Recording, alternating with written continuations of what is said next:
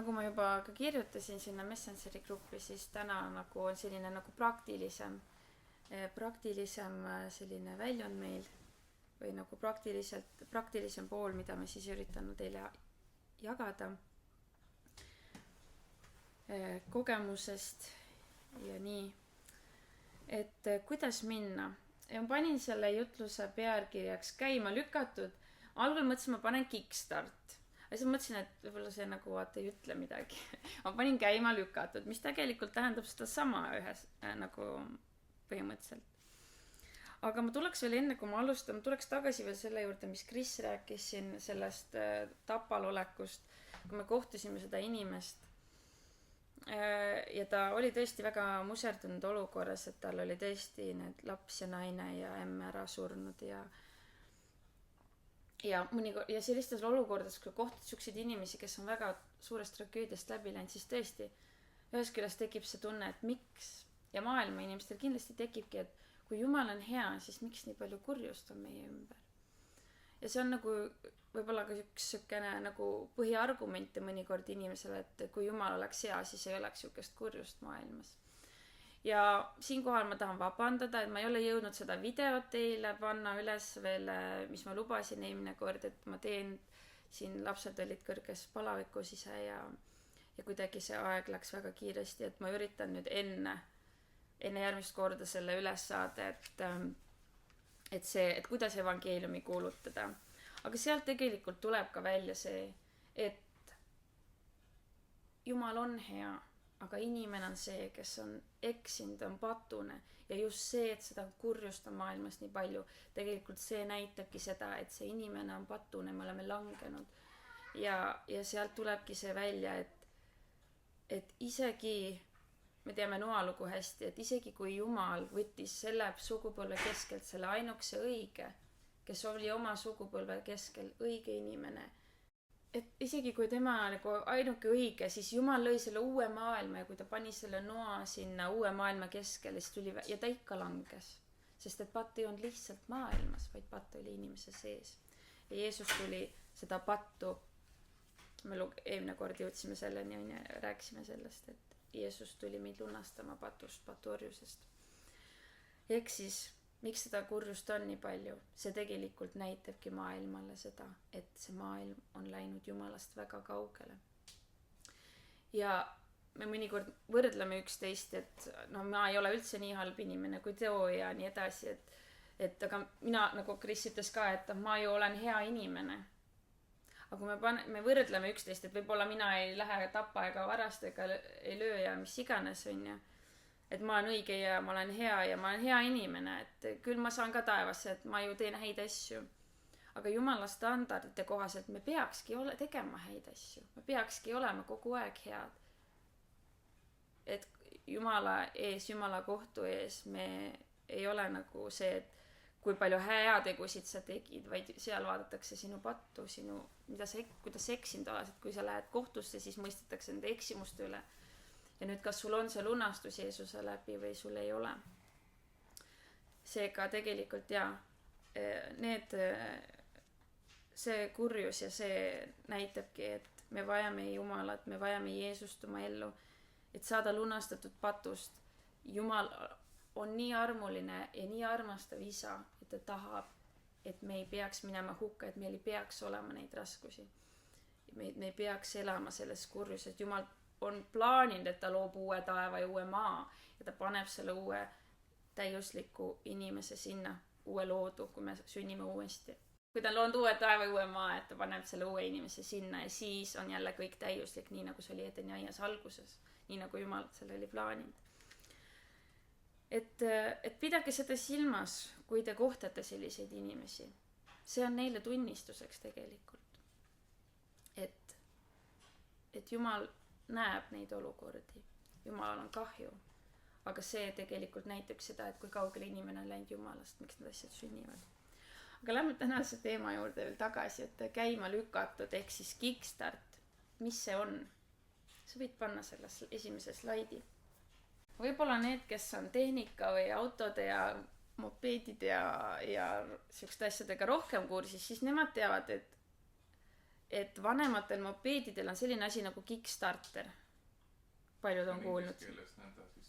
Eesti keeles on ka kasutusel, ehk siis käivitussang või hoob kasutatakse ka, aga ma vaatasin, et kasutatakse ka seda inglise keeles, et seda väljendit Kickstarter nagu eesti keeles ka. Ehk siis, siin on see. Ehk seda siis, see on siis selline, töötab nagu mehaanilise süsteemina, et võimaldab mootorid käivitada ilma elektrilise starterita. Ja seda just siis kasutatakse pigem võib-olla siis vanematel või väiksematel mopeedidel ja mootorratastel. Ja kuidas see Kickstarter töötab? Ma natuke loen, sest ma ka ise ei ole väga nagu mingi automehaanik, aga ma tooksin välja mõned asjad. Ehk siis, kõigepealt sa vajutad selle jala abil ja ehk seda Kickstarteri hooba, mis seal noolega on näidatud, seda vist nimetatakse ka kikkeriks võib-olla mõnes kohas. Ja see hoob on siis vedruga ühendatud varras, mis aktiveerib siis selle sisemise mehhanismi. Ja kui nüüd seda hooba vajutatakse, siis pannakse käima hammasrataste süsteem, mis keerab siis seda vända ja või hooratast ja see paneb siis mootori pöörlema. Ja mootori pöörlemine põhjustab siis kolvi liikumise ning siselaskeklapi avanemise ja segusüttimise ja põlemistsükli alguse. Ja kui see kütuse segu süttib õigesti, siis käivitubki mootor. Ja pärast seda siis, kui mootor on käivitunud, siis see Kickstarteri mehhanism vabaneb automaatselt. Ehk siis, mida ma tahan sellega öelda? Siis, kui tänapäeval on palju selliseid elektrilisemaid nagu startereid, aga vanematel on veel see variant ka, et kui elektrit ei ole, siis sa saad ikka nagu manuaalselt kuidagi käima tõmmata. Ja meil on ka kristlastena vaja sellist kickstartimist või nagu sellist mehaaniliselt kuidagi käima panemist, kui me räägime tänavatele minemist või evangeliseerimist. Et meil on ka vaja kuidagi nagu käima lükata, et me võime kõiki neid asju teada, aga meil on vaja seda nagu lisa nagu jõudu või lisa nagu hoogu, et keegi aitaks meid nagu tegudele asuda. Et me saaksime nagu hakata edasi liikuma. Et me hakkaksime nagu õigesti põlema ja meie nagu see sisemine mootor käivituks, et me saaks minna välja ja hakata tegutsema. Ja nii nagu Kris ka juba ütles, siis järgmisel pühapäeval, et täna me nagu üritan teile nii-öelda praktilisel viisil rääkida, mida me tegema hakkame järgmine kord ja järgmine kord siis, kui me järgmine pühapäev me koguneksime kell 10 juba siia, et olla ühiselt palves ja ülistuses ja liikuda siis sinna valitud punkti. Ja sellest siis juba järgmine kord. Nii, aga siis võiksid panna järgmise slaidi ja täna vaatame siis seda praktilist poolt. Kuidas siis inimestega kohtuda, mida neile öelda ja kuidas neile läheneda ja mida teha. Ja alustame Jumala sõnaga, ma loeks teile Markuse 16:15-17, see on siin slaidi peal ka. Jeesus ütles neile, minge kõike maailma, kuulutage evangeeliumi kogu loodule. Kes usub ja on ristitud, see päästetakse, aga kes ei usu, mõistetakse hukka. Kuid uskujaid saadavad sellised tunnustähed. Minu nimel ajavad nad välja kurja vaime, räägivad uusi keeli, tõstavad paljaste kätega üles mürkmadusid ning kui nad jooksid midagi surmavat, ei kahjustaks neid. Haiged, kellele nad panevad käed peale, saavad terveks. Ehk siis siin ma olen välja ka toonud, mis on oluline, et me kuulutaksime evangeeliumi kogu loodule. Ja siin räägib nüüd, kes usub, on ju. Ja mis neid uskujaid, millised tunnustähed neid järgivad. Ja siin on ka mainitud, et viimane rida siit. Haiged, kellel panevad käed peale, saavad terveks. Loeme järgmise salmi, on Luuka 10:8-9. Ja seal on, ja kui te lähete kuhugi linna ja teid võetakse vastu, siis sööge, mida teile ette pannakse ja tehke terveks sealsed haiged ja öelge neile, Jumala riik on teie lähedal. Need mõlemad kirjakohad, me oleme neid juba läbi käinud Ja see viimane Luuka 10, me rääkisime sellest, kus Jeesus läkitas välja oma jüngrid ja andis neile käsu seda rahulast otsida. Ja kui ta ütles, et kui te olete ta leidnud, siis pange käed peale ja tehke nad terveks ja kuulutage neile, et Jumala riik on lähedal. Seega ma usun, et me oleme nüüdseks juba jõudnud veendumusele, et see on Jeesuse käsk, et me peame minema esiteks välja tegema jüngriteks ja kuulutama evangeeliumi kogu loodule, aga sama oluline on ka tervendada haigeid ja ajada välja kurja vaime, nii nagu me võisime siit lugeda eelnevast Markuse evangeeliumist. Ja Mattuse 28:20 ütleb Jeesus, minge siis tehke jüngriteks kõik rahvad, ristides neid Isa ja Poja ja Püha Vaimu nimesse ja õpetades neid pidama kõike, mida ma olen teil käskinud ja vaata, ma olen iga päev teie juures ajastu lõpuni. Minge siis ja tehke jüngriteks kõik rahvad. Ja me põhimõtteliselt, sa võid panna järgmise slaidi, et meie ülesanne on siis välja minna, et sellest me oleme nagu aru saanud, aga esimene küsimus siis võib-olla olekski, et kuhu me siis lähme. Kuidas tunda ära, kelle juurde minna, kuidas alustada vestlust, mida öelda, mida teha. Ja võtame selle esimese küsimuse ette, et kuhu minna. Kuidas tunda ära, kelle juurde minna. Et me ei pea Jumala ette minema ja küsima, et Jumal, kas ma pean minema, sest selles me oleme juba jõudnud veendumusele, et see on tema tahe, et me läheksime, siis ta ütles minge. Ja me peame otsima rahulast. Markuse 16:15 me lugesime, et minge kõike maailma ehk mine sinna, kus sa parasjagu oled. See paikkond, kus sa elad, liigud. Ja kui sa ei ole just teistsuguseid juhtnööre saanud Püha Vaimu kaudu näiteks, ma ei tea, mis mul siia kirjutatud on, jah. Ja enne välja minemist siin, siis ma jõuan alles esimesse punkti, et enne välja minemist siis meil tasub olla palves ja miks mitte ka ülistuses, et otsida Jumalalt esiteks selgeid juhtnööre. Tulla tõesti Jumala ette kiituses, tänus, avada oma meeled, südamed ja võtta vastu seda head nõu, mida ta tahab meile anda. Ja kui me täidame ka oma meeled Jumala sõnaga, siis me võime ka, see siis ei ole nagu, me võime võtta eraldi aja, et me oleme palves ja ülistuses, nii nagu me oma vaikses ajas oled, aga me võime ka võtta eraldi seisvalt, et nüüd ma lähen täna välja, ma võtan eraldi aja Jumal, räägi nüüd, ma olen siin. Aga Jumal võib olla ka sinu vaikses ajas, kus sa loed Jumala sõna, oled ülistuses või palves, võib Jumal sulle tõsta esile inimesi, olukordi, asju ja pane need kirja. Just, see ongi mul siin kirja pandud, jah. Et mõnikord siis võibki, et kui me oleme selles palve ajas või ülistuse ajas või loeme Jumala sõna, siis Püha Vaim laseb meie südames tõesti esile tõusta näiteks inimesi. Kas näiteks mingi konkreetne nimi või näiteks tuleb järsku meelde blondid juuksed või blondijuukseline naine või näiteks mingi prillidega mees. Pane kirja see asi. Sest võib-olla nüüd, kui sa lähed tänavatele, siis sa märkad seda asja. Võib-olla tõstab sulle mingi konkreetse inimese sinu südamesse, keda sa tead, aga see võib olla ka täiesti keegi, keda sa ei tea ja sa saad näiteks lihtsalt mingi nime, keda sa ei tea. Siis paiku, no näiteks, ma ei tea, järsku tõuseb väga tugevalt südamesse, ma pean minema Käinasse või ma pean minema Kõppu või ma pean minema Suuremõisasse või Emmastesse. Mingi koht näiteks, see võib olla mingi muu koht ka, mitte siin Hiiumaal on. Järsku tõuseb mingi koht tõuseb su südamesse, et sa tead, et sa pead sinna minema. Või näiteks tõuseb sinu südamesse mingid esemed. Ma tõin siin üks jutluse näite selle kohta, et võib-olla me teame, et Jeesus oli väga tihti palves, hommikul vara teda otsiti, ei tea, kus ta on. Et me teame, et ta oli palves oma isa ees. Ja ma usun, et ka Jeesus otsis, ta oli küll Jumal, aga ta oli inimese kujul siin ja ta käis läbi samamoodi neid samu tundeid, samu kõhklusi. Ta oli ikkagi ka inimene.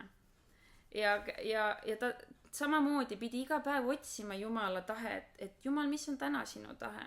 Ja ta oli Jumala ees ja ma usun, et võib-olla tema sai ka oma vaikses ajas mingisuguse asi tõusis südame, näiteks ta sai, ütleme, et see oli kaev. Nüüd ta läks oma jüngritega, hakkas liikuma ja teadis, kuhu võib-olla ta sai selle paiga on ju ka ja jõudis siis sinna Samaaria lähistel oleva kaevuni ja mõtles, et okei, kaev, ma jään siia seisma, pean kaevu juures ootama. Ja Jumal saatis selle inimese, selle rahulapse ja me teame, mis pärast seda juhtus. Kogu Samaaria linn on ju, tuli Jumala juurde või said Jumalat tundma. Ehk siis, selles vaikses ajas on väga oluline, et sa kuulaksid, mis su südamele tõuseb ja pane kirja, isegi kui see tundub, et võib-olla see on mu oma mõte, pane kirja. Sa saad seda hiljem teada, kui sa hakkad välja minema. Võib-olla see ei ole kaev, võib-olla see on näiteks punane sall või kübar või tuleb mingi pilt silme ette ala, mingid roosad tossud või mida iganes. Et see võib olla pildina, see võib olla lihtsalt mingi sõna. See võib olla ka mingil teisel viisil. Et see võib olla lihtsalt ka mingisugune, Jumal on lihtsalt nii palju erinevaid viise, aga sinu ülesanne on olla tähelepanelik ja panna kirja see asi. Või kuidagi talletada oma meeltesse see, mida sa oled kuulnud. Et nüüd, kui sa lähed välja, siis sa näed, vaatad oma ümber ja sa võib-olla märkad seda inimest. Või siis näiteks hakkad selle inimesega rääkima hiljem ja tuleb välja, näiteks olen palves, järsku tõuseb selline nimi nagu Mari on silme ette või nagu kuidagi südamele. Panen kirja, ma lähen tänavatele, ma kohtan erinevaid inimesi ja järsku ma kõnetan kedagi ja saan teada, et ta nimi on Mari. Tulukele põlema. Võib-olla tema ongi see, kellest Jumal mulle juba ennem rääkis. Aga mõnikord sa võid ka saada mingi prohvetliku sõna või nägemuse või unene. Me teame Apostlite 9:10, ma võin korraga selle lugeda ette. See on siis see Hananias, kellele Jumal andis nägemuse, et ta peab minema täpselt sinna tänavale, sinna kohta ja kohtuma Sauluse nimelise mehega. Ja me loeme. Ent Damaskuses oli üks jünger, Hananias nimi, ja issand ütles temale nägemuses. Hananias, tema vastas. Issand, vaata, siin ma olen. Issand ütles talle, tõuse ja mine tänavale, mida kutsutakse sirgeks. Ja otsi jõuda kojas üles Tarsusest pärit Sauluse nimeline mees, sest vaata, tema palvetab ja oma nägemuses näinud üht meest Hananias nimi sisse astuvat ja käed tema peale panevat, et ta nägemise tagasi saaks. Hananias aga vastas, issand, ma olen paljudelt kuulnud sellest mehest, kui palju kurja ta on teinud sinu pühadele Jeruusalemmas. Ja siingi on tal ülempreestrite käest meelevald aheldada kõiki, kes sinu nime appi hüüavad. Ma juba loen siit natuke edasi ka, aga issand ütles talle mine, sest tema on mul valitud tööriist minu nime kandma rahvaste ja kuningate ja Iisraeli laste ette, sest mina tahan talle näidata, mida kõike ta peab kannatama minu nime pärast. Siin on nüüd olukord, kus Hananias, võib-olla ta oli oma palveas, võib-olla ta oli lihtsalt oma igapäeva toimetuste juures ja Jumal andis talle nägemuse, ütleb Jumala sõna. Ja Jumal ja kõnetas Hananiast ja andis talle täpsed juhesed, mine sellele tänavale, mida kutsutakse sirgeks, seal on Tarsusest pärit mees ja nii edasi, tähendab täpselt konkreetselt samm-sammus, et mida sa tegema pead, mida sa pead talle ütlema, kuhu sa pead minema. Et ka niimoodi võib Jumal meid nagu kõnetada, et ka see on võimalik. Ja mõnikord sa saad võib-olla mingi unenäo ja sa paned selle kirja ja see on võib-olla mingisugune olukord,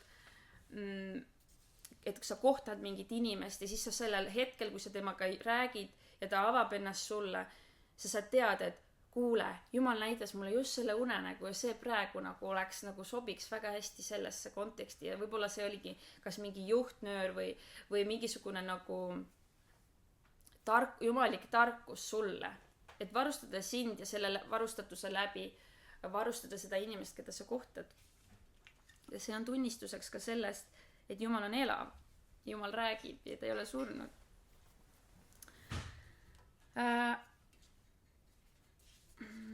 Ehk siis väga oluline, mis iganes viisil need asjad su südamele tõusevad, õpi neid kirja panema.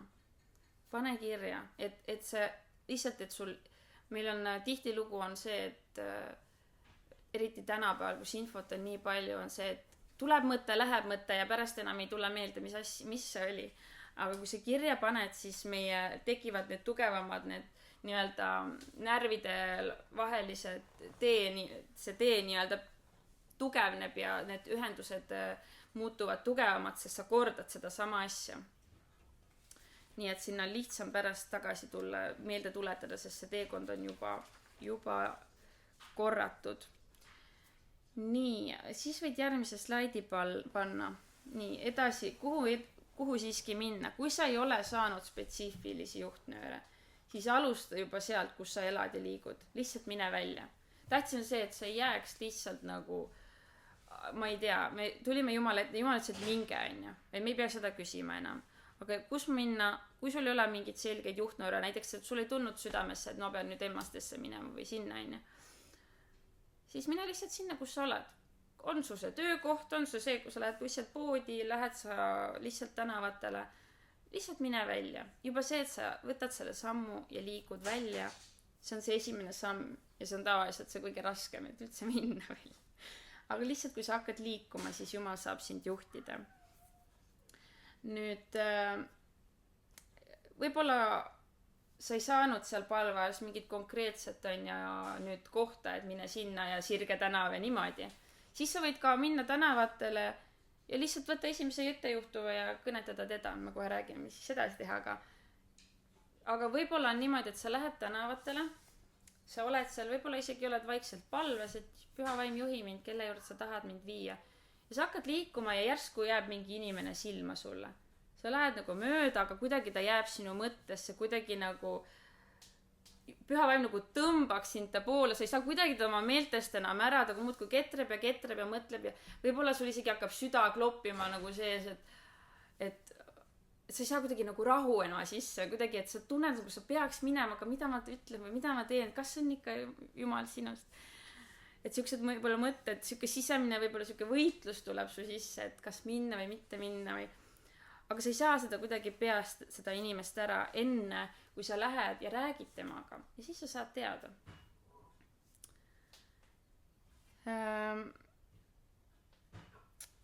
Jah, ja siis on siin 3. punkt, jah, et võib-olla sa näed seda punane sall, ma peaks selle inimese juurde minema rääkima. Või näe, roosad tussud. Ma lähen räägin temaga, see on äkki see märk. Ja võib-olla see kohta kohe seda võib-olla esimene inimene, kelle juurde sa tänaval lähed, ei olegi see, kelle sa oma seal palve ajal on ja said või isiklikus ajas. Aga siis mine lihtsalt selle inimese juurde, keda sa kohtad seal. Võta lihtsalt üks inimene, kõneta teda. Ja nüüd me võib-olla tulemegi võid järgmise slaidi panna, et võib-olla selle väljakutsete rohkema koha juurde, et okei, ma olen selle inimese leidnud või ma olen otsustanud, ma lähen nüüd selle inimese juurde. Aga mida ma taga räägin või kuidas alustada seda vestlust? Ja esimene asi on see, alusta naeratusega. Ja võib-olla me mõtleme ennast juba nii üle, et me muutume juba näos hästi tõsiseks ja võib-olla ja me hakkame inimese juurde võib-olla minema, et juba mõtleb, et äkki sul on hoopis mingi mure, vaata, et me võib-olla muutume ise nii kramplikuks või tõsiseks. Jäta meelde, naerata, alusta naeratusega. Ja siis sa võid öelda talle, et tere, võib-olla veidi kummaline küsimus, aga kas ma võin teie eest palvetada? Või kas teil on midagi, mille eest ma saaksin palvetada? Ja siis sa võid täpsustada, kas mõni olukord või on teil mingi tervisemure või on teil mõni inimene, kelle eest ma saaksin palvetada? Ja te ei kujuta tegelikult ette. Me võib-olla ise ei kujuta ette, sest me oleme ise kristlased ja meil on Jumalaga kogu aeg võime Jumalalt küsida ja palvetada. Aga inimesed sageli ei oska palvetada. Nad arvavad, et see on müsteerium. See on keeruline. Ja teiseks on see, et inimestel on tegelikult vaja, et keegi nendega palvetaks. Ja nad vajavad seda tuge. Ja kui sa lähed, siis tegelikult see teeb neile rõõmsat meelt. Keegi tahab olla osa nende murest, nende mingisugusest raskusest, mis nende elus on. Ja mina olen korduvalt kogenud oma elu jooksul see, et kui ma küsin, siis inimestel on, keegi on nende südames, palun palveta tema eest või mul on tõesti mingi tervisemure. mille eest me saame palvetada koos. Alusta sellest. Või siis võidki küsida ka, kas teil et ma panin selle boldiks selle esimese osas, sest see on nagu selline, et miks ta võib-olla kummaline küsimus on, sest võib-olla igaüks ei tule aina küsima, et kas ma saan palvetada, sest sellepärast on nagu võib-olla hea nagu natuke nagu hoiatavalt nagu ette küsida ja panna siis mõtlema, et aga kas teil valutab kuskilt või on teie kehas mõnda haigust, mille eest saaksin palvetada? Et mina olen kogenud, et inimesed on tegelikult avatud ja nad tahavad võtta vastu seda, mida me tahame neile pakkuda. Ja see ei ole lihtsalt see, mida meie tahame pakkuda, mida Jeesus tahab neile pakkuda. Jeesus ütles, et minge tehke terveks ja kuulutage evangeeliumi. Teine variant on see järgmine slaid, et me võime ka väliselt, me juba näeme, me oleme tänavatel, me näeme, et keegi läheb mööda, me näeme, et võib-olla ta lonkab jalga või tal on kips või midagi, me näeme mingit füüsilist tervisemuret või on ratastoolis näiteks, või on karkudega, et me näeme juba füüsiliselt, et tal on mingi viga, et siis me võime näiteks minna, et tere, et võib-olla kummaline küsimus, aga märkasin, et näiteks teie jalaga midagi, et kas ma võin selle eest palvetada. Ja siis ta saab jah, ei vastata sulle. Ja me võikski järgmise slaidi võtta, et mis siis, kui inimene nüüd emmal kummal viisil, kui inimene on nõus, et sa palvetad temaga, siis sa võiksid küsida täpsustavamaid küsimusi. Ja nüüd, kuna me rääkisime sellest, et kas sul on mingi valu või me näeme, et on mingi konkreetne haigus või valu, me võiksime esitada täpsustavamaid küsimusi ja keskenduda sellele nagu valule, et kus sul täpsemalt valutab. Et ta näitaks sulle, mis konkreetne koht see on, kus valutab. Või kuidas see haigus väljendub, kui seda nagu võib-olla, sa ei näe füüsiliselt, et tal midagi katkine, et kuidas see haigus väljendub, et ta võiks seda korraks natuke selgitada sulle. Ja võib-olla küsida, ja see on tegelikult isegi siuke, mis oleks päris hea küsida. Kohe seletan, miks. Et kuidas see valu praegusel hetkel on 1-5 skaalal. Et annaks mingi nagu mõõdetava asja sulle, et kui tugev see valu hetkel on. Sest kui sa palvetad, siis sa saad pärast talt uuesti küsida, kui tugev see valu praegu on, kas midagi muutus. Siis sa võid küsida, võib-olla küsida ka, et kas see on nagu pidev valu või on ainult mingi teadusasendis ja kui kaua sul see näiteks olnud on. Ja siis sa vastad tallegi, okei, palvetama, ma saan palvetada sinu eest, Ja miks on oluline, et miks mitte kohe hakata palvetama, miks on oluline küsida natuke täpsustamaid küsimusi? See on oluline ühest küljest meie poolt, et ma saaks teada, kui tugev see valu on. Aga tegelikult on see sama oluline selle inimese jaoks, keda sa kohtad. Et tema saaks, need küsimused aitavad inimesel lõõgastuda ja võtta nagu selle pinge maha ja õppida sind paremini tundma, et sa ei ole lihtsalt nagu mingisuguse nagu automaatrežiimil, vaid nagu kuidagi avavad, et see on nagu suhtlus, see on ikkagi suhtlus, see on inimeselt inimesele suhtlus, üks ühele. Ja kui sa tõesti oled küsinud seda, et kui tugev see valu on ja sa palvetad ees, sa saad uuesti küsida ta käest, et kui tugev see valu nüüd on, kas midagi on kuhugile suunas nagu liikunud ja saate veel palvetada või on juba täitsa terve, Ja nüüd ma tahaksin anda teile nagu nõu, kuidas siis palvetada. Ja see on järgmine slaid. Palveta lühike palve.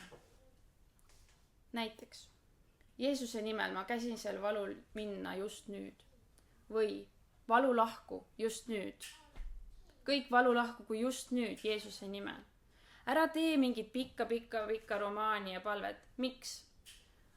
See on väga oluline. Sellepärast, et ütleme niimoodi, et sa palvetsid selle pika palve ära ja see valu ei ole ikka veel läinud. Ja sa küsid, kas ma võin uuesti palvetada, siis inimene vaatab kella. No okei, ühe korra võid veel palvetada. Palvetad jälle pika palve ära ja siis vaatab, tegelikult rohkem mul aega ei ole. Aga tegelikult asi ei ole sõnade rohkuses. Jeesus ütles, asi ei ole sõnade rohkuses. Et mida pikem palve on, seda rohkem ma võtan teid kuulda. Ei ole asi selles. Ja teiseks ongi see, et kui sa palvetad kiiresti, valu lahku just nüüd. Okei, ei ole. Palume uuesti, valu lahku just nüüd Jeesuse nimel. Ja kuule, nüüd juba hakkas parem natukene. Okei, valu lahku just nüüd, kõik valu kadugu just nüüd Jeesuse nimel. Kuule, enam ei olegi midagi, onju.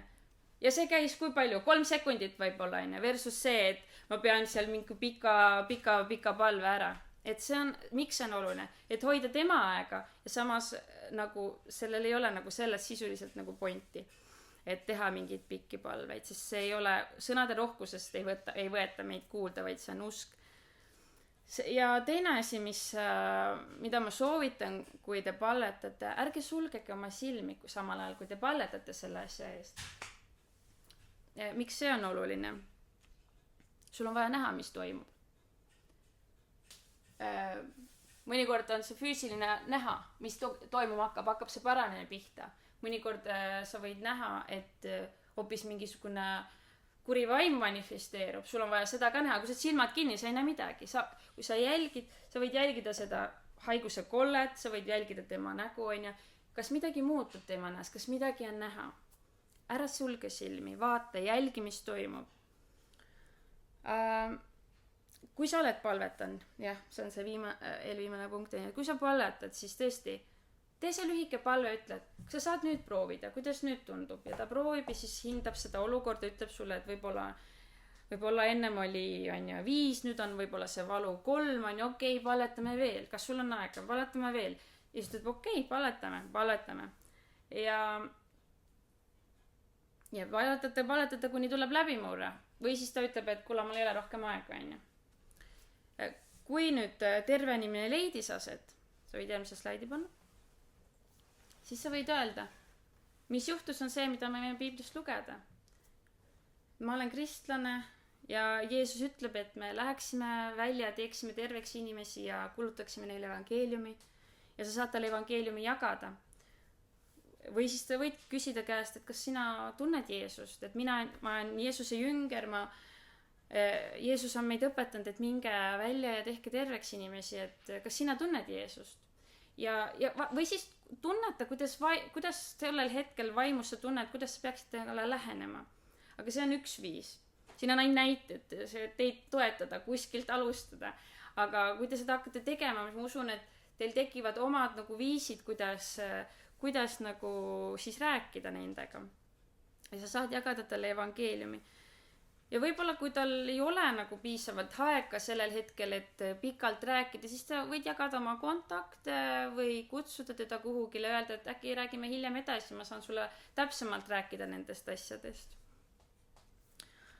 Võid panna järgmise slaidi. Ütleme nüüd nii, et kui sa oled palvetanud, aga seda tervenemist ei ole veel kohe nagu toimunud, siis kaua ma peaksin palvetama? Ja ma olen siia pangi suurelt, tunneta. Esiteks tunneta seda ära. Mõnel inimesel on okei, kui sa jätkad ja see ongi oluline, et sa hoiaksid siis need ka palved lühikesena, sest mida pikemad palved sa teed, seda sina väsid, tema väsib ja tema ei tea, kui kaua see kestab ja sina juba hakkad võib-olla, usk hakkab juba nagu, ma ei tea, võib-olla hakkab nagu vähenema sellest, et juba nii kaua olen siin olnud umbes. Et see on teie mõlema jaoks hea. Ja mõnikord sa siis võid ka kutsuda teda kuhugile, kus saate edasi palvetada, kuni tuleb läbimurre. Ja siin ma juba ütlesin ka teile, et võite ka nagu vahetada kontakti või jätta kaart või flyer, et meil on kindlasti tuleb ka mingi koguduse siuke flyer, et kus te saate ka, mida võib ka jagada, et saate jälgida meie koguduse tegemisi ja kontaktid on seal ja saate jutlusi kuulata ja nii edasi. Aga et oluline on ka see, et võib-olla tõesti jagada oma Facebook kontakti või oma telefoni või meiliadressi, et oleme ühenduses, et anna teada, kui sulle sobiv hetk on, me saame edasi palvetada, et see on Jeesuse tahe. See on Jumala tahe, et kõik inimesed saaksid terveks. Et kui me nagu vaatame evangeeliumis, siis Jeesus tervendas kõik terved. Ta ei öelnud niimoodi, et teid nagu jätan välja, et täna ei ole tervenemine teie jaoks, et me loeme korduvalt ja korduvalt evangeeliumist. Kõik, kes Jeesuse juurde tulid, kõik said terveks. Et see on Jumala tahe. Aga tervenemisest ma räägiksin järgmisel korral. Et praegu keskendume, et me saaks praktikasse selle kõigepealt. Et me läheks välja. ma olen ise seal olukorras olnud ja ma tean, et kui seda tervenemist ei tule, siis usk tahab ära kaduda. Aga, sa ei tea, mis välja, ära kaota usku. Jeesuse tahe on tervendada kõiki. Ma panin siia sellise pildi. Üks on täiskasvana, teine on laps. Mõlemad üritavad siis teha seda, kuidas ta nimetatakse, kätekeverdust on ju. Laps ei suuda, sest tema lihased ei ole veel nii tugevad, ta on alles noor. Naine on ilmselt juba rohkem streeni teinud. Tema juba suudab natuke kõrgemal ennast tõsta. Et samamoodi tegelikult meie usk, see peab kasvama. Me peame harjutama, me peame trenni tegema, et see kasvaks. Kui ma ei ole kunagi seda teinud, ma ei ole kunagi välja läinud, ma ei ole kunagi kellegi eest palvetanud või kellegile tunnistanud, siis võib-olla mul ei tasu minna kohe esimese hooga haiglasse inimeste eest palvetama, sest võib-olla see tunduks, et ma hakkan nüüd klaverit tõsta. Ma mõtlen, et miks ma ei saa seda klaverit tõsta? Jeesus ütles, et me saame ju klaverit tõsta. Või noh, et Jeesus ütles, et me saame tervendada, ma üritan täiega tõsta, ma olen täiega läbi, ma olen füüsiliselt ja vaimselt juba lõpuks kurnatud ja mõtlen, et okei, ilmselt see ei ole minu jaoks. Ma ei suutnud seda klaverit praegu siit paigast tõsta. Ilmselt see ei ole minu jaoks. Ja siis ma näen videot kuskilt netist, kus üks inimene tõstab selle vanaaegse pianino selga ja läheb kuskil korrusmajast üles. Tema on treeninud ennast, tema juba suudab. Mina ei suuda siukest asja, on ju. Aga samamoodi, et me mõnikord nagu võtame liiga suure ampsu ette ja mõtleme, et miks me ei saa hakkama sellega, et ka vaimses maailmas, et võib-olla sul ei ole see usumuskel veel nii, see usumuskel või usulihas nii tugevaks kasvanud, et kohe minna haiglasse palvetama inimeste eest. Aga meil on usumõõt on erinevalt antud, mõnele on antud kohe, et tema usk on juba nii suur, et ta lähebki kohe haiglasse, et selles mõttes ära lase ennast pidurdada sellest. Aga alusta väikestest asjadest, võib-olla kellelgi pea valutab, võib-olla sõrm natuke valus või ongi jalg kuskilt vaas. Mine ja palveta tema eest ja sa saad vaikselt kogu neid häid kogemusi, häid võite. Et selles mõttes ära lase enne morjendada. Aga mõnikord inimesed ei julge sa palvetad ja inimesed tegelikult ei julge tunnistada, et nad said terveks. See on ka täiesti reaalne. Ma olen kuulnud neid tunnistusi, kus inimene palvetas, ta sai isegi sellise nagu ta sai nagu tunnetuse, nagu ütles veel niimoodi inimesele, et lähme ta ka kickstartis kedagi ja ütles, et lähme palvetame tema eest, ma tean, tal on kõhuvalu ja ta saab täiesti terveks. Mul on see tunne sees ja palvetavad ja ta ütleb, et ei, ma ei ole midagi. Tähendab, mul ei ole midagi viga. Ta isegi ei tunnistanud, et teil on nagu valu kõhus, ütleme. Aga kuidagi nad jõudsid selleni, et ta ikkagi nagu palvetas selle inimese eest ja ta sai selle teise inimese, keda ta kickstartis, sai selle kickstartitud nii-öelda käima löödud ja tema hakkas käima tänavatel.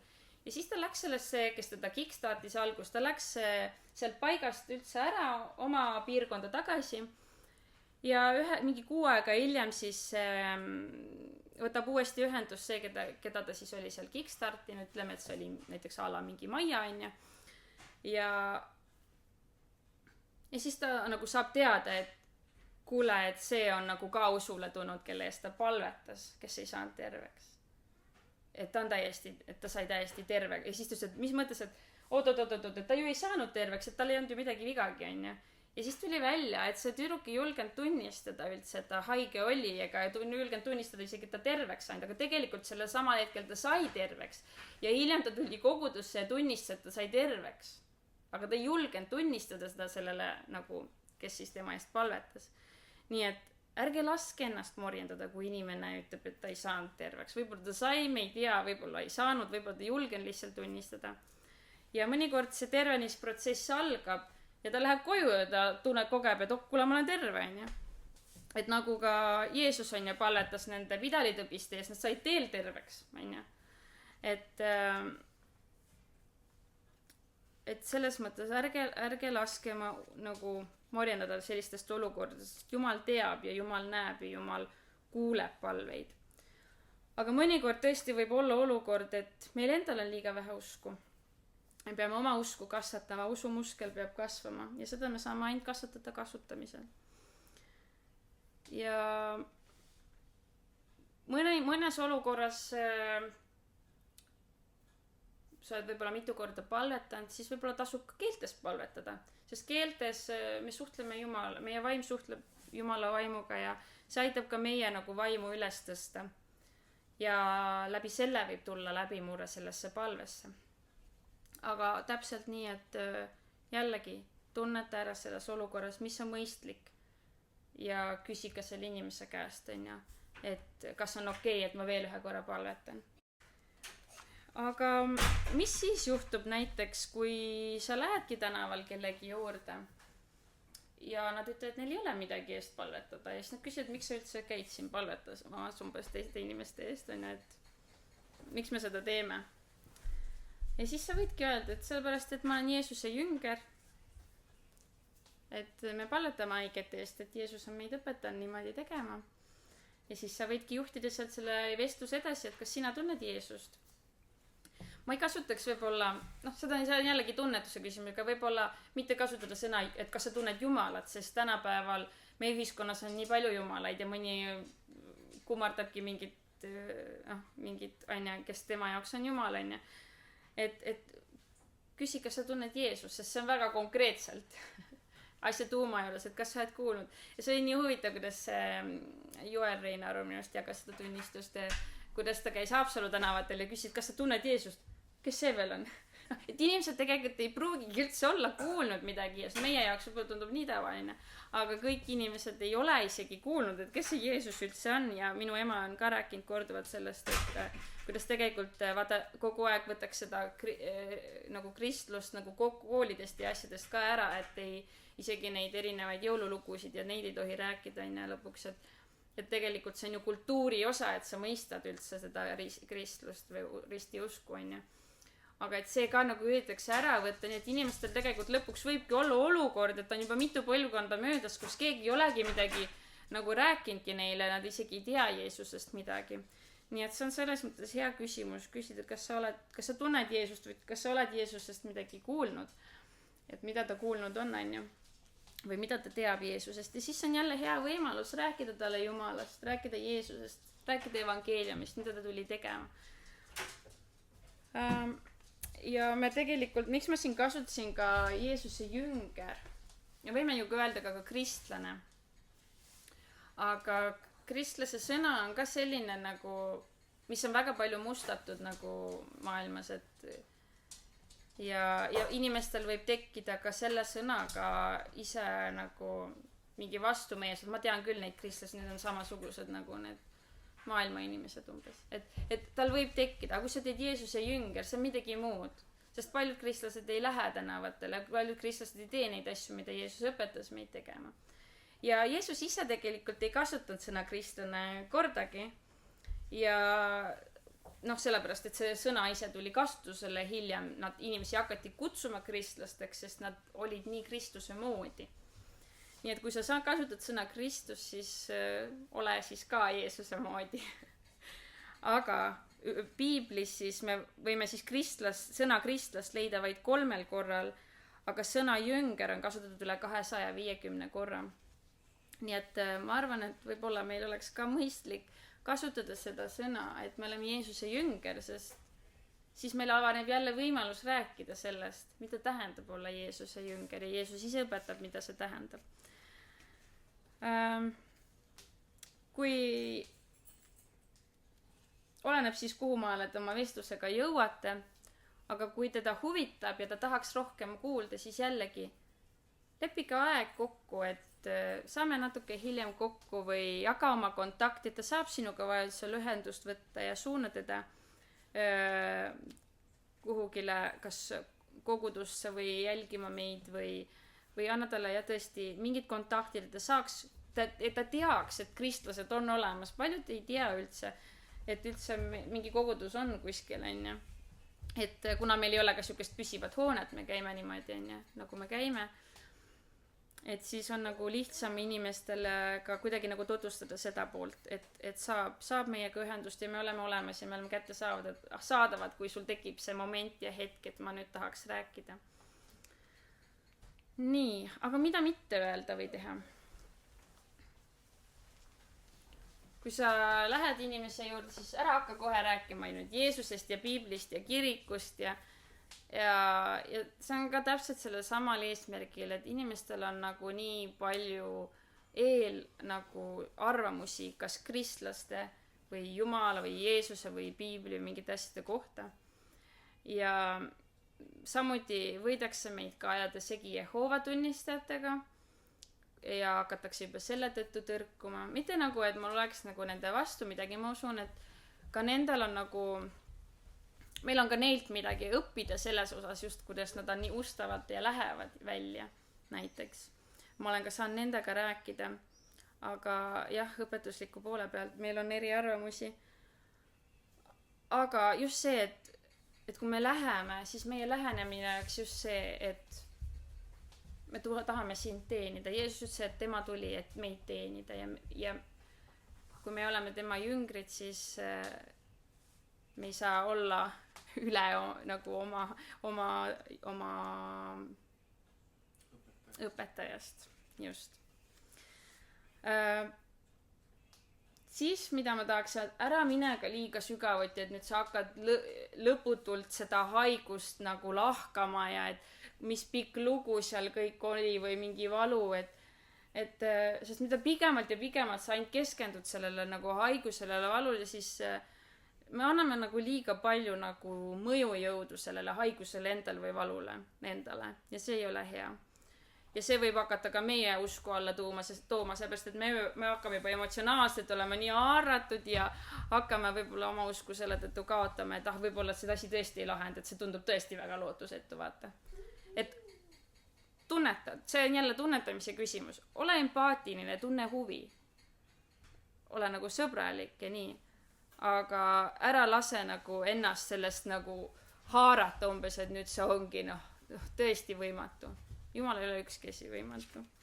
Et ära kaota oma usku selle keskel, et sellepärast ürita püsida nagu konkreetne ja ürita püsida nagu tõesti need lihtsad küsimused, et sa saaksid kuidagi mõõta seda asja, kui sa oled palvetanud. Ja et sa nagu ka väljendaksid seda, et jah, sa hoolid sellest, et tal on raske.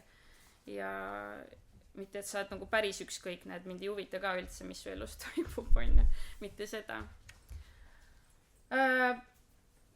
Mida mitte teha, võib-olla ma panin siia sellise asja, et ära võib-olla alusta kirikus. Miks? Muidugi sa võid kirikus ka palvetada inimest ja me peamegi üksteise eest palveta, mitte seda ma ei mõtle. Aga tihtilugu on see, et kui me alustame kirikus kellegi eest palvetamist, siis meil on nii palju jällegi seda religioossust, mõtteviise, mis nagu, meil on need religioossuse prillid nagu peas ja vähemasti, koguduses on tihtilugu just see, et palvetame selle pika palve ja siis võib Jumal alles midagi teha. Et meil ei, ma ei räägi nagu meie kogudusest, vaid ma räägin üleüldiselt, et koguduses on raskem inimeste eest palvetada, sest et nad tahavad nagu mingit, et ainult see pastor võib palvetada või ainult, ma ei tea, ainult siis, kui sa räägid nii pika palvet, ainult siis Jumal võtab kuulda või ainult temal on võitud palvet. Meil on selliseid hästi palju religioosseid mingeid malle enda peas või mingid vale arusaalmu, et palve peab olema pikk ja keeruline, et siis need on parandavad ja tervendavad või et palve peab olema hästi kurb ja melanhoolne, et siis sellel on suurem mõju näiteks. Või et ainult kõvasti jõuliselt ja karjudes palvetades, ainult siis on sellel vägi taga. Meil on siuksed X nagu asju, millest nagu me peaks välja tulema, välja astuma, nagu ma rääkisin, et me ei saa nagu minna tänavatele nagu ja palvetada siukseid palveid ja pikki palveid. Et sellest ei ole nagu kasu.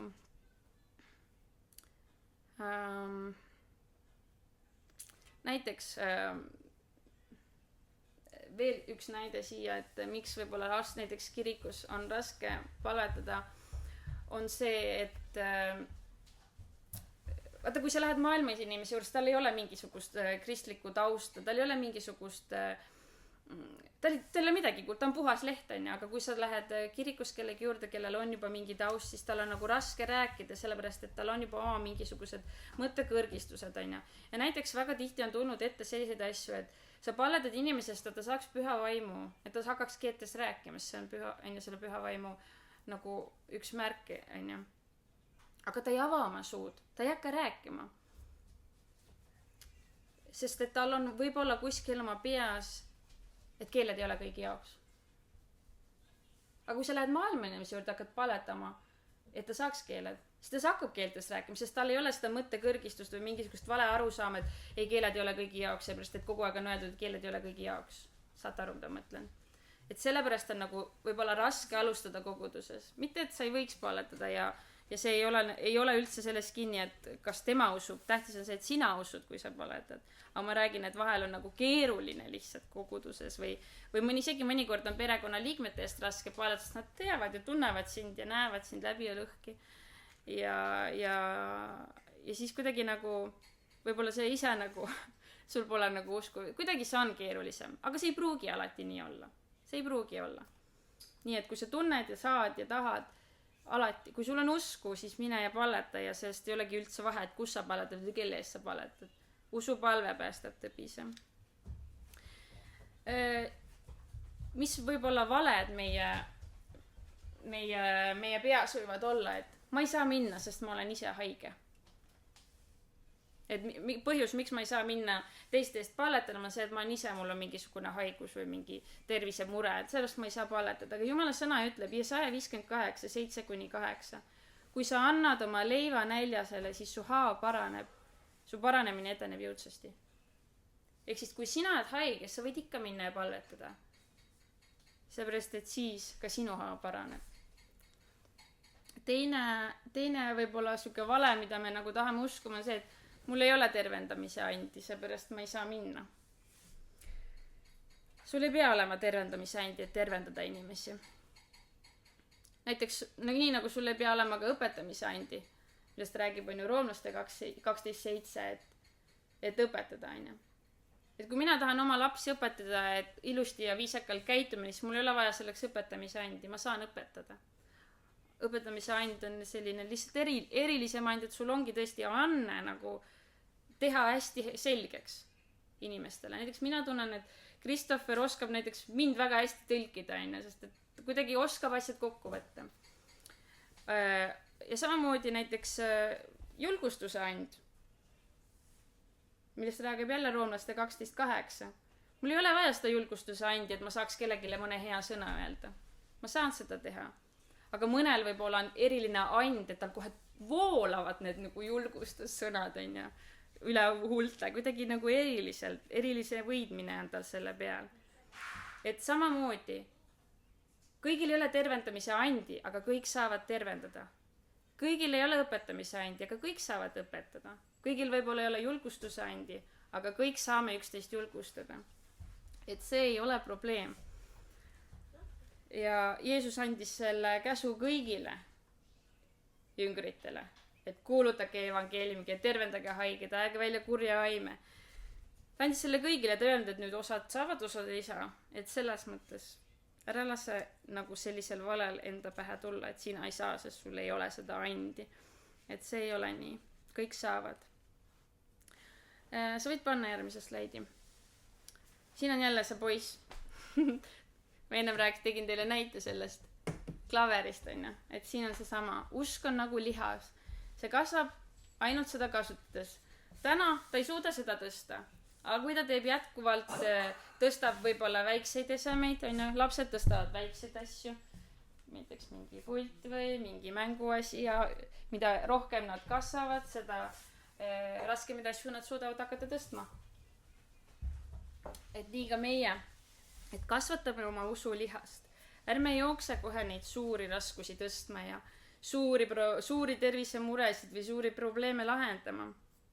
Et see võib tõesti nagu tuju ära viia, et ma ei suuda ja ma tahan alla anda juba, et nüüd ongi kõik, ilmselt pole minu jaoks. Piibel ütleb ka, et meil kõigil on antud erinev usumõõt. näiteks võib-olla minu jaoks on täna, ma ei tea, näiteks ütleme, et palvetada ratastoolis inimese eest on võib-olla minu jaoks täna nagu väljakutse, et mul ei ole võib-olla veel usk sinnamaale kasvanud. Aga võib-olla sinu usk, sul on juba nii palju usku, et lähengi ja palvetan, ei pole probleemi, või lähen haiglasse ja palvetan. Või näiteks minu jaoks võib tunduda, et ratastoolis inimesest ma saan kindlasti, ta saab kindlasti terveks, mul on nii palju usku, et ta saab terveks. Aga võib-olla palvetada kellegi peavalu eest tundub minu jaoks nagu suur väljakutse. Saad aru? Et meil võib olla need erinevad nagu, meie usumõõt võib olla nagu erinev selles osas. Et ära lase, et võta mind eeskujuks selles, milles ma imiteerin nagu Jeesust ja milles minust peegeldub Jeesust. Aga see, kus mina olen veel oma lihas, nõder ja alles kasvan sinnamaale, seda ära võta eeskujuks, et võta ainult see nagu, mis Jeesust peegeldab. Et ära lase nagu minul nagu kuidagi saada takistuseks sinu jaoks, et nüüd ei või minna. Et samamoodi, et kui sina tulevikus hakkad kedagi teist kickstartima, välja viima tänavatele, siis samamoodi, võib-olla sinu usk nagu ei luba minna selle inimese juurde palvetama, aga see, kes sinu kõrval on, tema on juba, lähme, mul on usku. Ja inimene saabki terveks, sest tal on usku sellesse, et ta saab terveks. Ja kui sa tunned näiteks, et pead kohe haiglasse minema, palun mine ja tervenda kõik haiglad terveks. Miks me neid on vaja. Et, aga lihtsalt, kui sa veel ei tea või kui sa ei tea üldse, kust alustada, siis lihtsalt minu soovitus on ära alusta kohe nende kõige suuremate probleemide lahendamisega, alusta väikestega. Ja siis hakka vaikselt tõstma raskemaid asju. Ja siis meie lihas kasvab.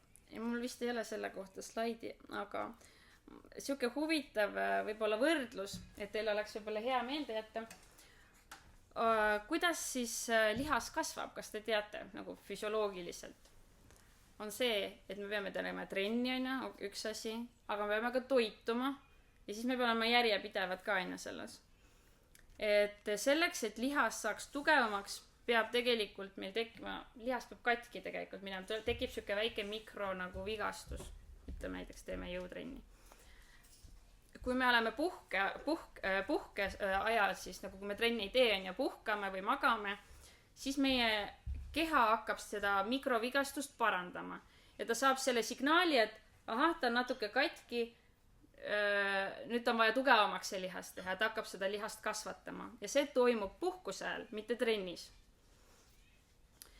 Samuti see keha vajab, et siis seda nagu parandada ja tugevamaks teha, ta vajab toitu, erinevaid palku ja rasvu, süsivesikuid, et siis taastada seda kasvavat lihast ja siis ka üld seda füüsilist, et taastada sinu keha sellest kogu trenniprotsessist. Ja tavaliselt lihaskasv on aeglane, et ta ei ole nagu mingi mega kiire, et see on nagu märgatav areng küll, aga see vajab sükest järjepidevat tööd, et kui sa ühe korra lähed sinna jõusse ja tõstad, siis sellest pole kasu, sa pead nagu järjepidevalt käima, et sa saaks kasvada. Ja siit ma tahakski tuua nagu selle võrdpildi meie usulihasesse siis, et ka meie usulihas vajab seda trenni, et me läheksime ja palvetaksime inimeste eest, me saaks seda trenni teha ja samuti me vajame seda vaimutoitu, Jumala sõna on eluleib ja see on Jumala sõna varustab meid, et meie usk kasvaks, sest Jumala sõna ütleb, et kui sul ei ole usku, siis kus usk tuleb? Kuuldust Jumala sõnast, kuuldu tuleb Jumala sõnast. Et Jumala sõna, kui me kuuleme Jumala sõna, kui sul täna ei ole kedagi, kes sulle Jumala sõna loeks ette, sest et Jumala sõna ütleb, et kui me kuuleme Jumala sõna, siis meil tuleb usk, Kui sul täna ei ole kedagi, kes sulle Jumala sõna loeks, siis loe ise valju häälega Jumala sõna. Sest kui me kuuleme seda Jumala sõna, siis me hakkame uskuma. Kui me loeme Jumala sõna, siis me saame usku juurde. Ehk siis meil on vaja teha trenni ja samal ajal toita ennast õige toiduga, meie vaimutoiduga. Füüsilist toitu on ka vaja, et elus püsida, aga meie vaim vajab ka toitu, et siis lihas saaks, usulihas või see usumuskel saaks kasvada. Aga samuti on oluline, et me ka saaks sükest taastumist ja järelmõtlemise aega, kus me saaks läbi protsessida selle trenni, mida me oleme teinud. Kas me oleme ikka neid õigesti teinud? Kas see läheb nagu Jumala sõnaga kooskõlla? Käia, reflekteerida natuke neid õnnestumisi, ebaõnnestumisi ka Jumala sõna valgel. seega treenime oma lihaseid, palletame inimeste eest. Jah, isegi siis, kui sa oled haige. Jah, isegi siis, kui sul ei ole veel püha vaimuga, kui sa ei ole veel püha vaimuga ristitud. Jah, isegi siis, kui sa ei ole veega ristitud. Isegi siis, kui sul ei ole veel mingid asjad, isegi siis, kui sul on veel mingid asju, millega sa veel võitled või mis vajavad veel korrigeerimisest. Sa saad ikka minna ja tervendada inimesi.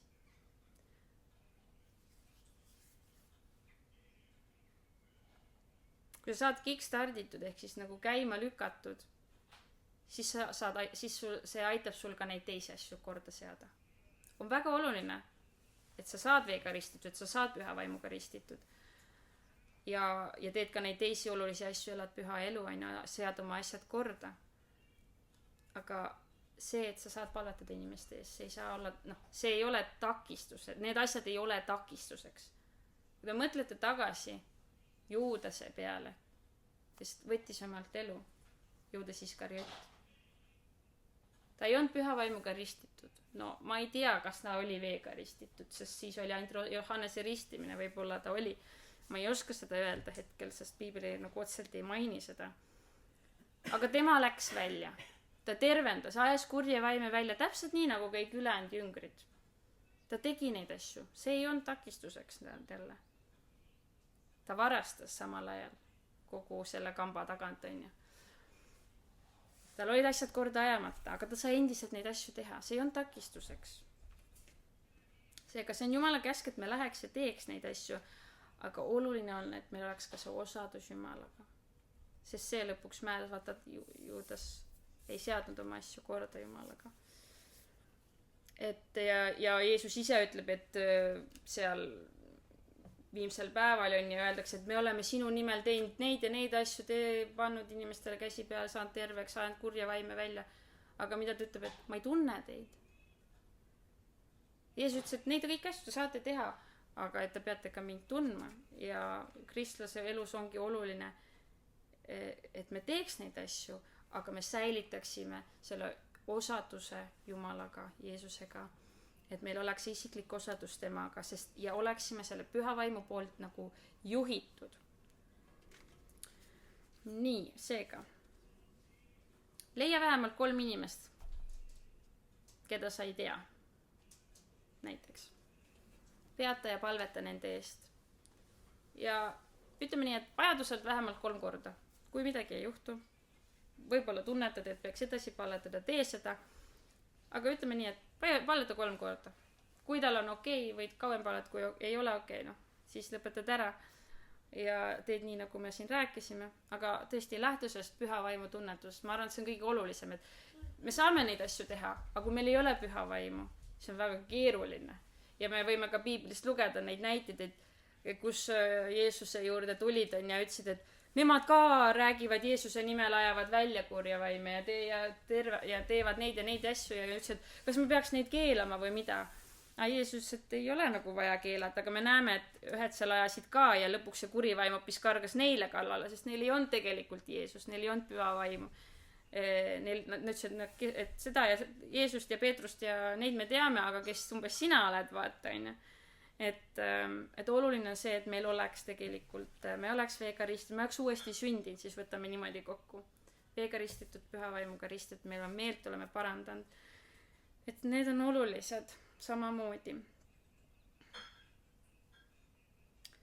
Aga selleks, et minna välja ja teha neid asju, mida Jeesus tegi, selleks on vaja ainult ühte asja, usku. Lihtsalt usku. Lihtne usk. Kui sul ei ole usku, siis kui sinul on usk, siis teistel pole seda usku vaja. Mõnikord me võime öelda, et see on juba jälle see teine teema, ma kataks seda järgmine kord, aga tõesti, meil on vaja lihtsalt usku. Kui sa paned oma usu millessegi, siis inimene saab terveks. Näiteks mõnikord kasutatakse võideõli. Kas sellepärast, et see võideõli parandab? Ei. Võideõli ise ei paranda. Aga üldjuhul on niimoodi, et inimesel on nagu lihtsam kuidagi panna oma usk, et kui ma seda võideõli kasutan, siis ma tean, et ta saab terveks. Sa paned oma usu selle peale ja see tervendab. Sinu usk on suur sellesse ja siis ta terveneb. Me võime ka näha piiblist erinevaid näiteid, kus Jeesus, ma ei tea, võttis muda ja pani võidi ja ütles, et mine ja risti ennast Jordani vees. Inimesel oli usku sellesse, mida Jeesus ütles, et tee. Ta tegi ja selle tulemusel ta sai terveks. Et siin on see lihtne usk. Kui sina usud, siis inimene saab terveks. Isegi kui sellel inimesel endal pole usku. Mõnikord inimesel endal on ka usku, et ta võib terveks saada ja see on hea. Jeesus ka ütles mitmel korral evangeeliumis, et ära kaota usku, on ju. Aga, et selles mõttes, et kui sa mõtled, äkki mul ei ole usku, siis kõigil, kes on uuesti sündinud, peab olema usku, sest et saada päästetud, on vaja usku. Seega, kui sul on usku, et saada päästetud, siis sul on usku, et tervendada haigeid. Nii et järgmisel korral siis me läheme välja, saame siin kell 10 kokku, paneme nii-öelda plaani paika, palvetame, oleme tõesti Jumala osaduses ja võtame selle vaikse aja, kuulame, et Jumal, kelle juurde sa tahad meid saata, paneme kirja need asjad, ülistame Jumalat tõesti, oleme ühtses osaduses, lähme välja ja siis tuleme tagasi pärast ja jagame, mis juhtus. See on oluline. Nii need head kogemused kui halvad kogemused, need kõik on olulised ja meil on oluline ka neid jagada, seepärast, et me saaks julgustatud ja me saaks õppida nendest ja me saaks jagada ja saame üksteist julgustada, kuidas võib-olla paremini teha või läkski hästi, sest tegelikult ka need tunnistused, mida mina olen teile täna jaganud, on ju, et mina olen ka kellegi tunnistusi kuulnud ja need on mulle nagu õpetlikud ja samas julgustavad.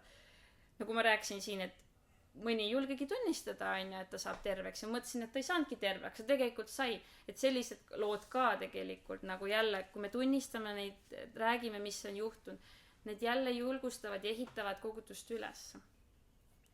Aga siis järgmisel korral, peale seda järgmist korda, kui me läheme välja, kui ma jälle ühel hetkel siia tulen, siis ma tahaks jälle rääkida, natukene keskenduda just sellele tervenemise teemale, et siis meil on juba natukene kogemusi saadud ja hangitud tänavatelt ja siis meil on nagu rohkem, mille peale ehitada ja mõelda läbi.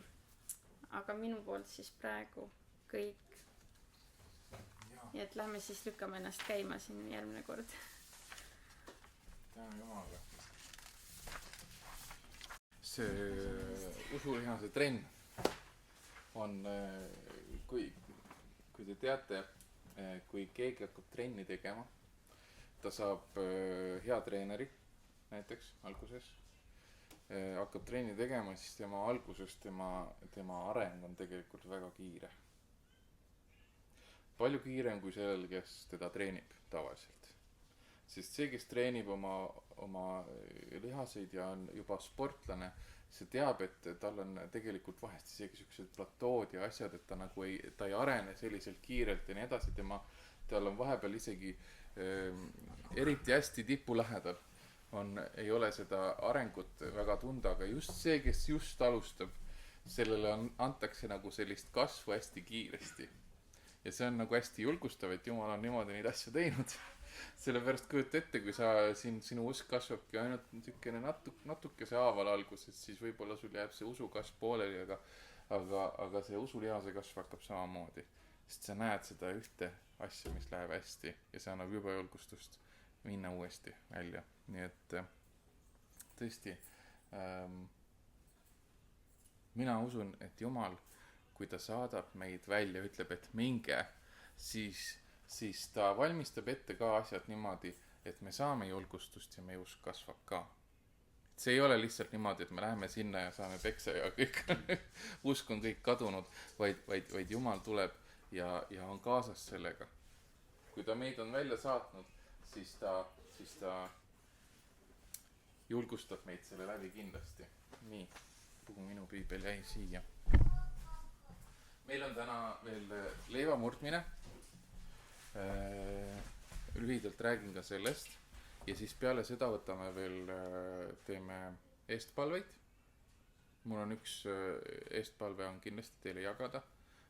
kui teil endil on ka eestpalveid, siis võtame need peale leivamurdmist ja võtame ette Jeesuse surma mälestamise, mida meil on kombeks teha siin kord kuus. Sõna ütleb, et millal iganes te maha istute ühe laua taha sööma tegelikult, siis võiksite mälestada Jeesust. Meil on justkui see nagu alles ka teataval määral, me palvetame oma toidu eest, me õnnistame seda toitu. Ja kõige selgemalt Piiblis räägib seda toidu õnnistamisest ju see, kui kirjeldatakse just nimelt seda paasatoiminguid. Sest kui sa tead tegelikult,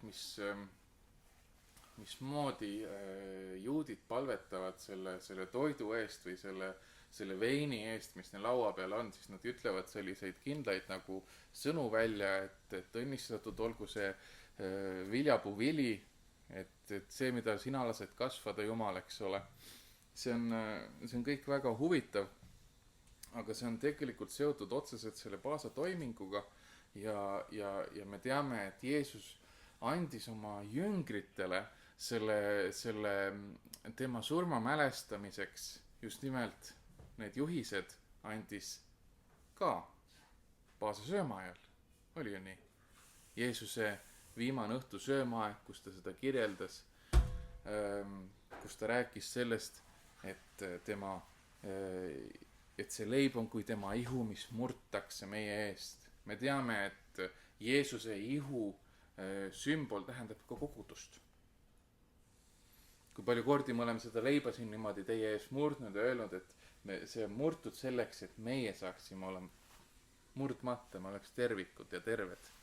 Jeesuse ihu murti ja siis ta räägib sellest verest kui uue lepingu verest. Sellepärast lepinguid oli tehtud Iisraeli rahvaga juba varem, Jumalaga lepinguid.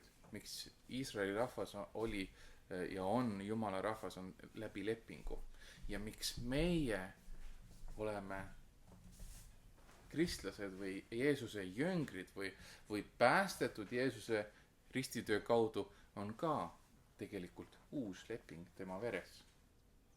Meid on liidetud tema rahva hulka, selle läbi me oleme osa Jumala perekonnast, ehk siis me saame olla Jumala lapsed. See tuleb sellest uuest lepingu verest.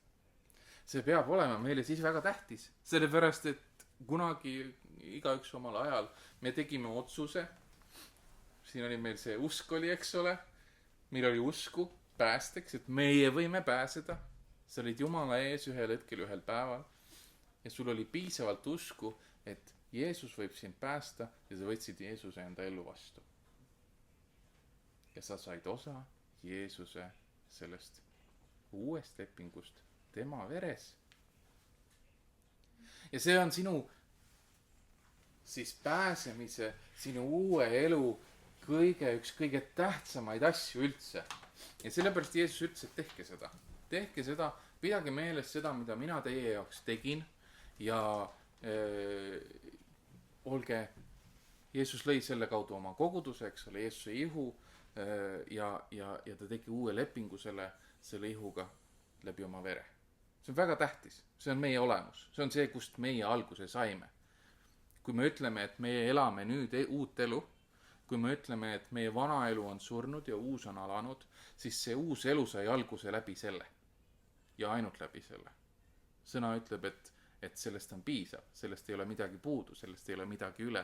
Võt see, mis Jeesus tegi, on see, mille pärast sina ja mina oleme täna siin. Amen. Loeme Jesaja kirjast, Jesaja 53.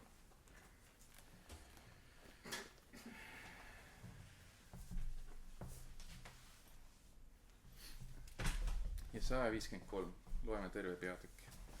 Kes usub meie kuulutust ja kellel on ilmutatud issanda käsivarvs. Teate teist kirja kohta, kus räägib usust, kuidas usku saada. Uks tuleb kuuldust ja kuuldu Jumala sõnast ja Reesa siin rääkis ka sellest, et kui sul ei ole kedagi, kes räägiks sulle Jumala sõna või loeks sulle ette, seda loe ise. Kui sa oma piiblit loed kõva häälega ette, sa kuuled oma häältki. Sa kuuled seda Jumala sõna ja see hakkab midagi huvitavat tegema ja me ei saa hakata arvama, et see vaimne maailm on kuidagi moodi sümbolistlik või niimoodi, see peab olema päris meie jaoks ja see ongi päris. Ja see teeb imelisi asju ka siis, kui me mõistame, et see Jumala sõna kuuldu tõepoolest meie usku kasvatab. Ja see on huvitav, et Jesaja, kes on nagu siin praegult tegelikult kirja pannud profeteeringut, alustab selle pöördumisega selle poolde, kes usub. Kas sina usud? See on sinu poole siis suunatud, see profeteering. Kuulame siis. Kes usub meie kuulutust ja kellel on ilmutatud issanda käsivars. Sest ta tõusis meie ees nagu võsuke otse kui juur põuasest maast. Ei olnud tal kuju ega ilu, et teda vaadata, ega olnud tal välimust, et teda ihaldada. Ta oli põlatud ja inimeste poolt hüljatud, valude mees ja haigustega tuttav, niisugune, kelle pealt silmad ära pööratakse. Ta oli põlatud ja me ei hoolinud temast. Ent tõeliselt võttis ta enese peale meie haigused ja kandis meie valusid. Meiega pidasime teda vigaseks, Jumalast nuhelduks ja vaevatuks, ent teda haavati meie üleastumiste pärast, löödi meie süütegude tõttu. Karistus oli tema peal, et meil oleks rahu.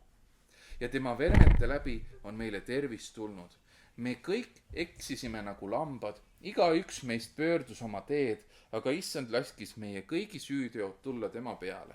Teda piinati ja ta alistus ega avanud suud, nagu tal, keda viiakse tappa, nagu lammas, kes on vait oma niitjate eest. Nõnda ei avanud ta oma suud. Teate, siin ongi vahe sees. Kas te teate, kui lammas viiakse tappa ja ta tapetakse, siis ta ei karju. Siga karjub hullusti. Kits, minu arust me kitse tapsime seal, siis ta ka ei karjunud. Vähemasti, vähem kindlasti kui siga, aga siin on see kirjas. Nagu lammas, kes on vait oma niitjate ees, nõnda ei avanud ta oma suud. Jeesus ka ei teinud seda nõnda, kui ta ristile läks. Surve ja kohtu läbi võeti ta ära, kes tema sugupõlvest mõtles sellele, et ta lõigati ära elavate maalt ja teda tabas surm mu rahva üleastumise pärast. Temale anti haud õelate juurde, kurjategijate juurde, kui ta suri, kuigi ta ei olnud ülekohut teinud ega olnud pettust ta suus. Aga issand arvas heaks teda alandada haigustega. Kui ta iseenese on andnud süüohvriks, saab ta näha tulevast sugu, ta elab kaua ja issanda tahe teostub tema läbi. Pärast oma hingevaeva saab ta näha valgust ja rahuldust tunda, oma tarkusega teeb mu õiglane sunane paljusid õigeks, sest ta kannab ära nende patusüüd. Sellepärast ma annan temale osa paljude hulgas ja ta jagab vägevate saaki, sest ta tühjendas oma hinge surmani ja ta arvati üleastujate hulka. Temaga kandis paljude pattu ja seisis üleastujate eest. See oli Jeesus, kellest räägiti enne, kui Jeesus üldse sündis siia ilma. Inimesena. See kuulutati ette. Jeesus, kui räägitakse, et oli väga tark laps, sõna räägib seda, seepärast, et preestrid, kellega ta seal rääkis, olid imestunud, kui palju ta sõna tundis. Jeesus pidi seda kõike teadma. Ennem, kui ta alustas oma teenistust, ta alustas 30-aastaselt. Ta oli selleks hetkeks väga hästi õppinud selgeks. Noored mehed õppisid väga palju tundma seda kõiki, tol hetkel ei olnud piiblit ju. Jeesus ei olnud, oli Toora, eks ole. Oli pühakiri ja käsud ja profeteeringud, nad olid kõik raamatutena, mida kõike õpiti rullidena, oli tollel ajal kirjas. Jeesus pidi seda kõike teadma, ometi ta läks ja tegi seda kõike. Ta teadis ka ilmselgelt seda Jesaja 53. peatükki, seda profeteeringut selle kohta, millest ta läbi pidi minema ja ometi ta tegi seda. Seepärast, kes tahaks olla tema asemel? Kas siin keegi oleks nõus minema läbi sellest, mida Jeesus läbi läks? Ja ma tean, et see vastus ongi see, et Jeesus juba läks ja me ei pea seda tegema. Jeesus juba läks ja tegi, sellest on küll, me ei pea seda enda peale võtma. See olekski vale, et me seda teeksime. Mõnel pool üle maailma on ma tean, et seal Lõuna-Ameerikas on sellised, ma ei tea, mingid sellised traditsioonid või aastapäevad, kus inimesed lasevad ennast risti lüüa sellepärast, et mälestada seda, mida Jeesus tegi. Aga kui Jeesus ütles, et sellest oli küll, mis tema tegi, sellest ei ole mitte midagi puudu, siis sellest ei ole ka puudu see, et meie peaksime seda veel kord läbi tegema, nii et ärge palun minge selliste asjadega kaasa. Selliste asjadega ei tohi kindlasti kaasa minna. Hakkate tegema midagi, mida Jeesus on juba ära teinud. See ei anna mitte midagi juurde. Jeesus rääkis, mida meie peame tegema ja täna Reesa rääkis ka siin väga selgelt, mida Jeesus meil palus teha, minna välja. Teha terveks haiged ja tunnistada tema ja teha jüngriteks kõik. Jüngriteks tähendab järgijat. Kelle järgijat? Jeesuse järgijat. Ja miks me teda järgime? On see, mida ta tegi meie eest. Mida ta tegi meie eest? Jälle rõhutan, meie eest. Me ei pea seda enam tegema. Me ei ole selleks võimelised ka. Aga ta tegi seda meie eest ja seda tuleb mälestada. Jeesus andis selle justkui korra, aga see on meile vajalik. Meie identiteedi jaoks selleks, et me mõistaksime, et me oleme osa sellest, et me kuidagi moodi unustaks seda ja tegelikult vahest on seda vaja selleks, et me uuesti raja peale saaksime. Sellepärast üks asi, mida sealt nõutakse, on see ka, et Korintuse raamatus räägib sellest selgelt, et see on midagi sellist, mida tuleb teha puhtana. Sa ei saa kõlvatuna seda võtta, sellepärast, et sel juhul haigused ja asjad tulevad sinu peale ja sellepärast ütleb sõna, et on ka neid, kes on isegi surnud või kes on endiselt haiged või ei ole terveks saanud. Sest nad võtavad kõlvatult osa Jeesuse ihust ja Jeesuse verest. Ja teate, see on nagu omamoodi nagu see, et kui Jeesuse ihu on kogudus ja kogudusest on inimesi, kes ütlevad end olevat Jeesuse järgijad. See tähendab seda, et nad tahavad olla osa sellest ihust, millest me saame osa siin, kui me seda samust leivamurdmist teeme. Me võtame ja sööme seda leiba, kui Jeesus ihu, võtame osa sellest ihust. Teine asi, mis on see, et kui nad ütlevad, et nad on Jeesuse järgijad, siis nad tegelikult ütlevad, et nad tahavad olla osa sellest lepingust, sellest verelepingust. Mida me teeme siin, kui me leivamurdmist teeme? Me joome seda veini või seda mahla, mis on õnnistatud kui Jeesuse veri. See on taaskord see, et me võtame osa Jeesuse verelepingust, uuest lepingust tema veres. Ja kui on koguduses inimesi selliseid, kes tulevad ja tahavad sellest osa olla, on osa sellest kogudusest, ütlevad ennast tulevad Jeesuse jüngrid, aga tegelikult elavad kõlvatut elu. Tegelikult ei ole nad elanud sellesse, me oleme hiljuti just rääkinud, mis tähendab olla patutunnetuses ja mis tähendab olla meile paranduses. See on osa evangeeliumist. See on osa meie pääsemisest, on see, et me pöördume. Ja kui koguduses on, ja ma ei ütle, et meie keskel täna siin kedagi sellist oleks, ärge sellepärast muretsege, ma ei näita näpuga. Aga ma selgitan teile, mida see tähendab, eks ole. Ma selgitan selle, ilmselt ka selle jaoks, et sul on võib-olla seda vaja. Me oleme täna rääkinud sellest, et kuidas Jumal varustab neid asjadeks inimeste jaoks, kes võib-olla tulevad meie keskele. See tähendab seda, et kui Korintuse raamatuses räägitakse, et need on inimesi, kes võtavad kõlvatuna neist osa ja nad saavad selle kaudu needuse hoopis, mitte õnnistuse. Sest midagi on sellest püha. Jumala ligiolu on nõnda püha, et selle keskel ei saa pattu olla. Jumala ligiolu on nõnda püha, et selle keskel ei saa ka haigust olla. Ja kui sina või ükskõik kes tuleb selle keskele, kus on Jumala püha vaim, siis hakatakse eemaldama seda, mis on haige ja patu sees. Ja need, kes hoiavad kinni sellest, enda patususest, enda sellest, ei taha sellest lahti laska, see sisuliselt tähendab, et nad ei ole isegi patutunnetuses või kui nad on patutunnes, nad ei ole pöördunud sellest ära.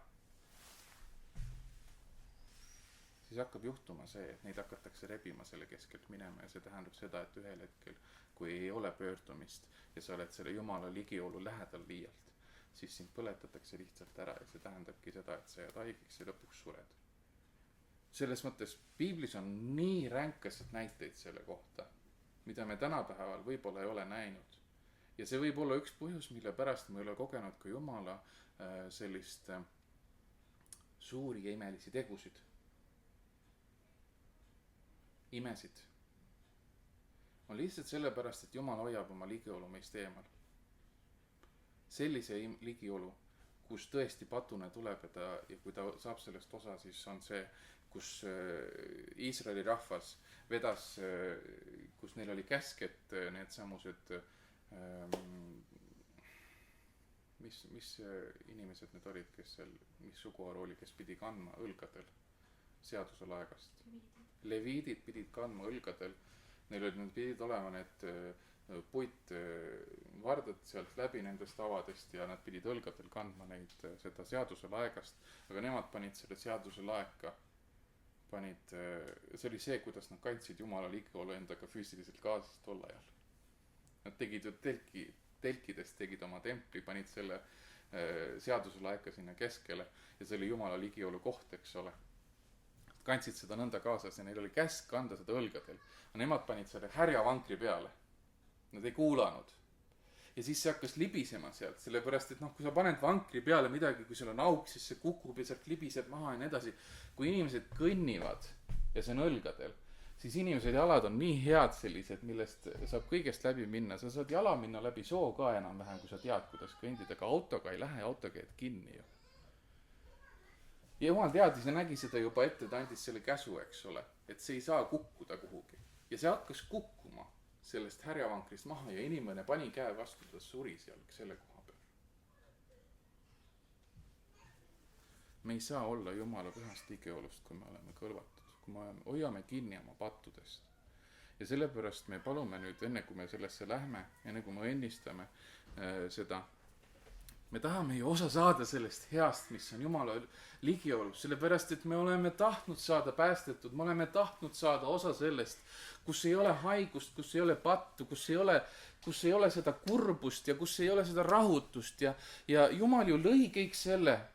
Juba Eedeni aias sai see kõik nii täiuslik, sest seal ei olnud ju surmagi. Nad elasid lõputult, neil oli kõik olemas, mis nad vajasid.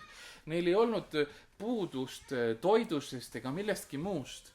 Neil ei olnud isegi vaja riideid, seepärast neil ei olnud külm selles hetkes. Me tahame sellest osa saada. Ja kõik muu, sellest me tahame loobuda. See, mis tuli patuga siia ilma.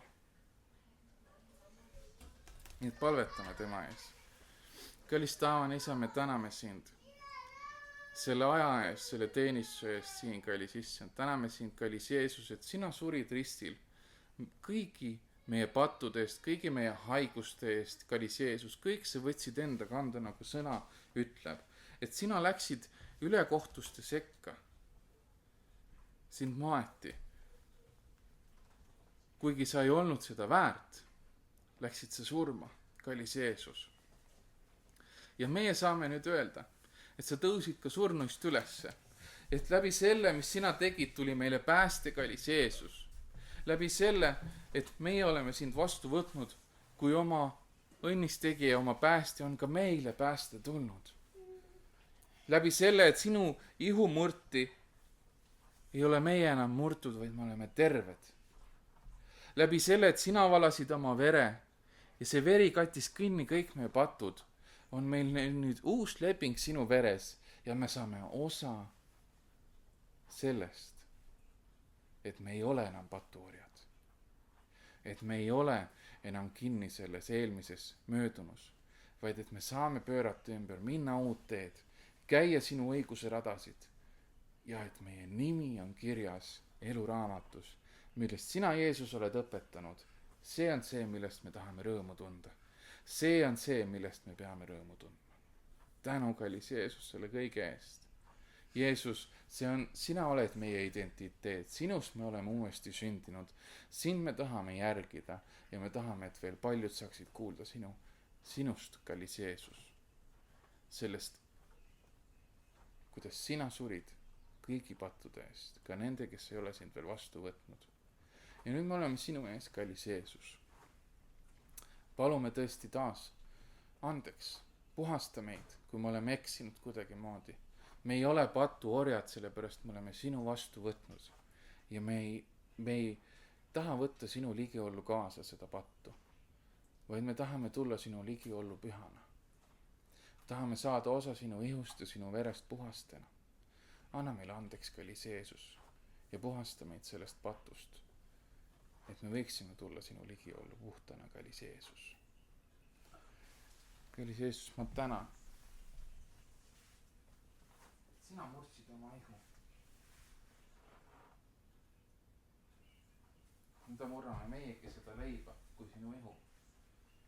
Ja täname sind, kallis Jeesus. Õnnistame seda leiba, ütleme, et see on kui sinu ihu, mis sai murtud. Ja võtame sellest osa tõesti uskudes, et me oleme sinus kui tervik. Sinu ihu kui kogudus, kui Jeesuse ihu. Täname sind selle eest, kallis Jeesus, et sina lõid koguduse. Et meil on selline tugev tugisüsteem, et me ei pea lootma ainult enese jõule, vaid sina oled varustanud kogudust erinevatel viisidel. Et sina oled pannud erinevad annid kogudustesse, kus me üksteist saame toetada. Aitäh selle eest, et meil on kogudus, kus me saame koos käia. Et need on need inimesed, kes on valinud elada sinule, kallis Jeesus. Ja kes igaüks omal moel viib täide sinu tahet, kallis Jeesus. Tänu Jeesus, me saame olla osa sellest kogudusest ja sinu ihust tänasel päevalgi. Ja nõnda ma palun ka Jeesuse nimel. Olgu õnnistatud see jook, olgu see kui sinu Jeesuse veri, milles me oleme saanud osa uuest lepingust sinu veres, kallis Jeesus. Meie patud on kinni kaetud sinu verega. Me saame elada tõesti vabad sellest. Me ei ole enam patuorjad, vaid me oleme Jumala lapsed. See on meie identiteet, sinu Jeesuse kaudu olla taas.